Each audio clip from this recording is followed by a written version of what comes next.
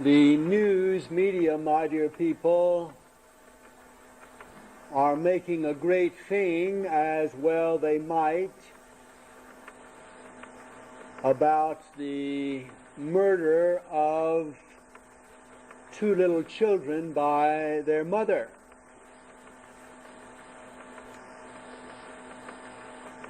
And of course, this poor woman is going to have to suffer terrible sorrow and terrible punishment on account of this, as she should. But I hope that when you listen to all the screams of the newsmakers or the news gatherers and the news commentators, you do not fail to think about such matters as a Catholic ought. For instance, how is it that this woman cannot kill her two children, whereas a few years ago, when they were yet unborn, she might have, with the blessing of our government and the news media? What is the difference between murdering a child who has never seen the light of day and one who has, or whom others have seen? And how is it that O.J. Simpson can carve up his wife and he is a national hero, but this woman cannot do the same with her children? How is that? How does that work? And if the President of the United States can eliminate people who are a threat to his political power with never an investigation being undertaken, how is it that ordinary citizens have to answer for what they do? How is that?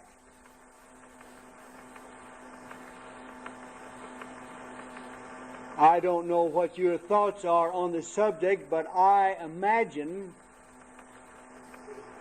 that if anyone were to ask this woman,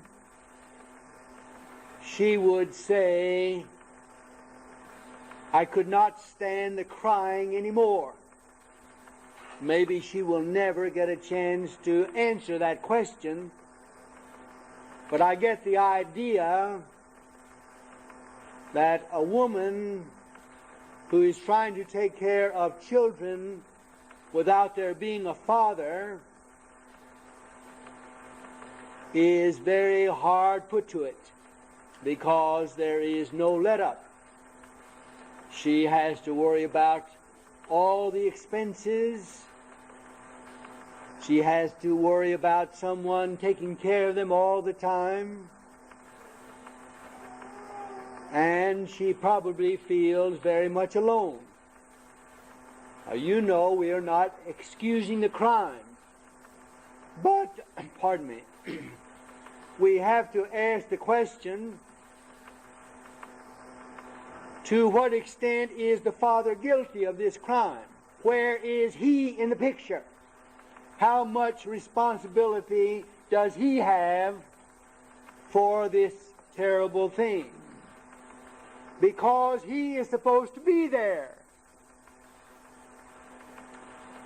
They will say, and they will say very offhandedly, "Oh, they were divorced." In which case I say, well then, where is the judge? How much of a part in the crime does he have to answer for? Because by what right did he tell the man, "You can leave her and the two children, send some money," instead of being where you promised to be? I remind all of you married people, men and women, and that's the reason I brought the subject up, that Almighty God takes marriage vows very seriously. He takes them more seriously than a woman does from a man and a man from a woman. And a woman has a right to take those vows very seriously if she hears them from her husband.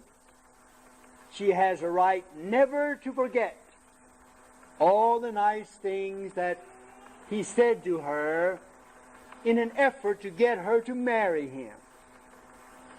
She has a perfect right to write them all down.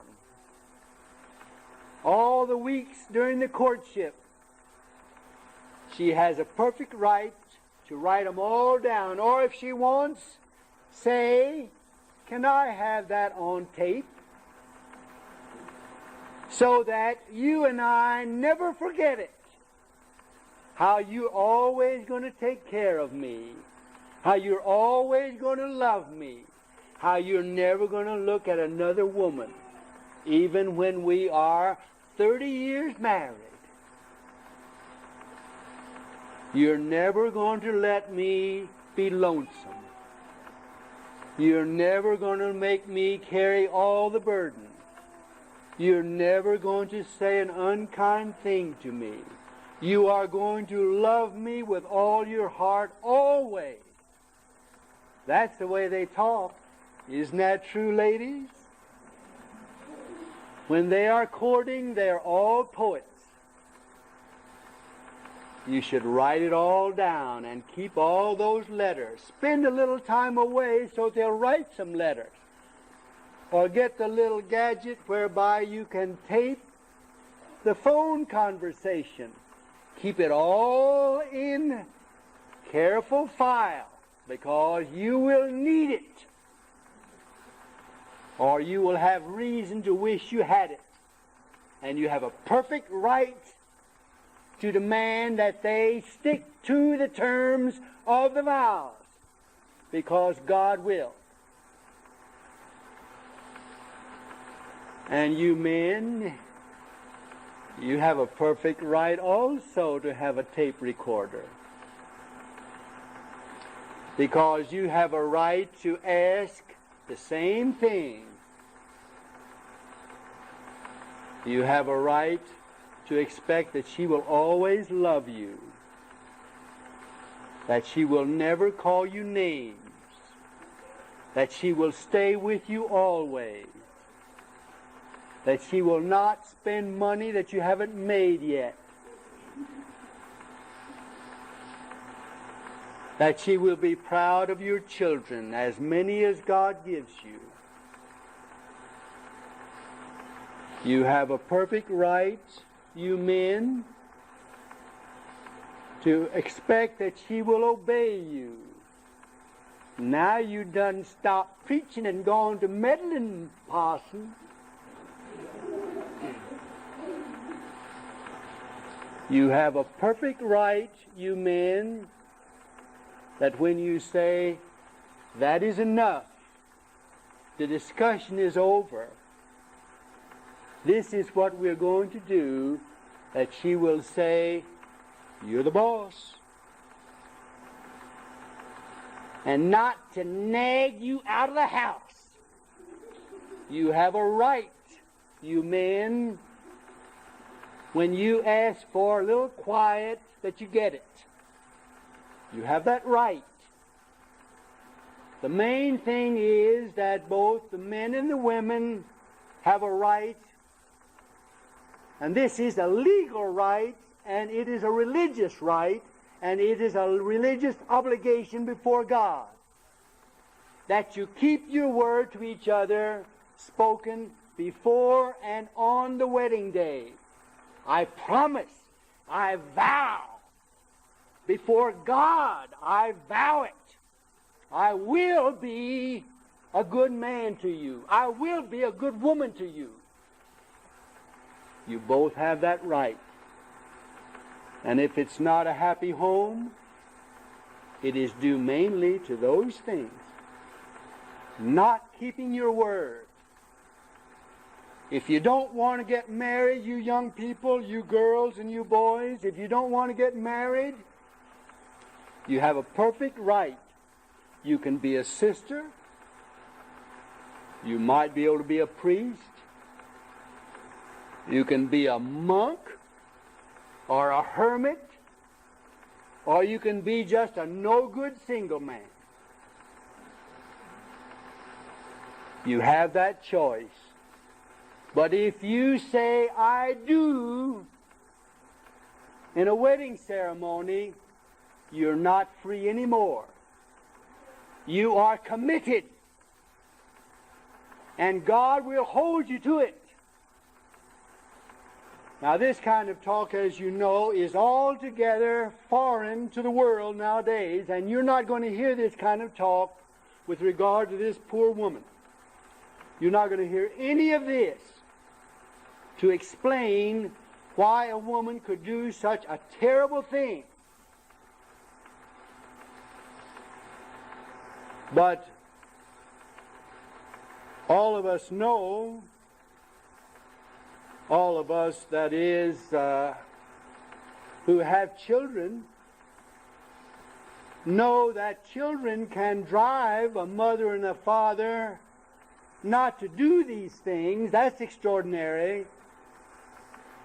But children drive mothers and fathers to cogitate or to threaten, I am going to murder you, child, if you don't do this or that. They're not going to do it, but the words come because the children drive them to it. And you children are not supposed to do that. You're supposed to be sweet and obedient, whether you like it or not. At one of the places that I say Mass, I'll present this little question to you, parents, or any of you, because I don't know the answer. The woman has taken her 2 boys out of the public school because she has seen what the public schools have done to her older children. These 2 boys are, I think, about 12 and 14. They've been in the public schools that long. And now she is undertaking to teach them. And she came to me very recently and she said, Father, I don't know what to do because they will not obey me. They say they don't like this homeschool business. They despise it. And they say that they're not going to cooperate. What does a parent, or what do parents do with children who simply will not obey? Do they whip them? Suppose after they whip them, they still don't obey. What do they do? You children, what would you do if you had children who would not obey? What would you do? Would you take them down to the sheriff's office and say, you keep him for a while?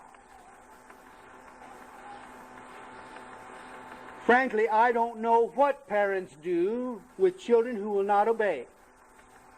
They have a right to impose corporal punishment, but there is a limit to what they do with bad children, or can do. And so we have to remind children that you are answerable to God for the way you obey. You are bound to obey. And God will punish you much more severely if you don't than your parents can or are permitted. By the way, did you, dear people, realize that there is a bill in Congress right now,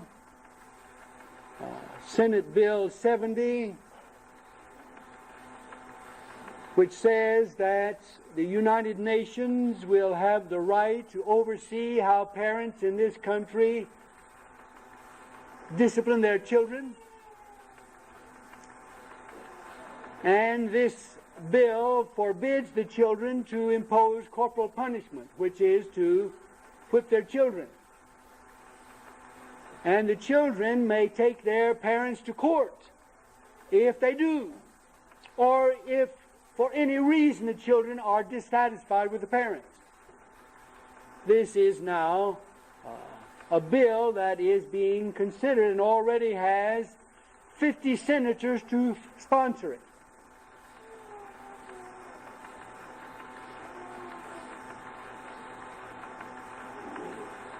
If things are right, the church is on the side of the parents in the hope that the church can urge the children, if not for the love of peace, and if not for the love of their parents, if not out of gratitude to their parents, at least for the fear of God, to obey their parents. I'll say it more simply. It is the place of the priest in the pulpit to tell the fathers and the husbands, do what you vow to do. Love your wives, even if they're not cute and beautiful anymore. Love them the way you said you would. Always, you said. Always. I want only you. My life is altogether incomplete without you. I cannot go another day without you. So he says. And the church is supposed to tell the wives, obey your husbands. And I add, wives, hold your tongues. There comes a time when you're supposed to say nothing. And that is very hard for women. By the way, you young men, now this is an aside, if you find a girl whom you think you might learn to love, one little observation I would suggest to you. Find out if your girlfriend loves to talk.